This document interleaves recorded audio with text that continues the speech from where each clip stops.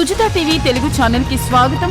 ముఖ్యమంత్రి జగన్ పై దాడి అమానుషం, ఆగంతుకులను కఠినంగా శిక్షించాలి.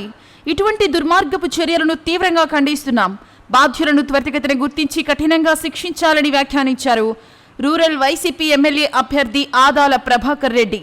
రాష్ట్ర ముఖ్యమంత్రి వైఎస్ జగన్మోహన్ రెడ్డి చేపడుతున్న బస్సు యాత్రకు వస్తున్న అపూర్వ స్పందన చూసి ఇక తమకు భవిష్యత్తు లేదని భావించిన ప్రతిపక్షాలు కుట్రపూరితంగా ముఖ్యమంత్రి వైఎస్ జగన్మోహన్ రెడ్డిపై దాడి చేయడం అత్యంత హేయమైన చర్యగా భావిస్తున్నామని నెల్లూరు రూరల్ ఎమ్మెల్యే అభ్యర్థి ఆదాల ప్రభాకర్ రెడ్డి వ్యాఖ్యానించారు.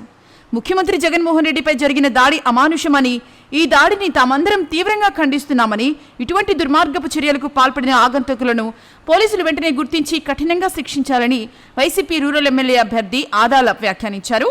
ఓటమి అంచుల్లోకి వెళ్లిపోయిన ప్రతిపక్షాల కూటమి ఇటువంటి దుర్మార్గపు దాడులకు పాల్పడటం దారుణమని, దాడి వెనుక ఎవరి హస్తం ఉందో పోలీసులు సమగ్ర విచారణ జరిపి బాధ్యులు ఎంతటి వారైనా సరే కఠినంగా శిక్షించాలని ఎమ్మెల్యే అభ్యర్థి ఆదాల ప్రభాకర్ రెడ్డి డిమాండ్ చేశారు. నెల్లూరు పార్లమెంట్ అభ్యర్థి విజయసాయిరెడ్డితో కలిసి వైసీపీ ఎమ్మెల్యే అభ్యర్థి ఆదాల ప్రభాకర్ రెడ్డి ఆదివారం ఉదయం నెల్లూరు చిల్డ్రన్స్ పార్కులో వాకర్స్తో ఆత్మీయ సమావేశం నిర్వహించారు.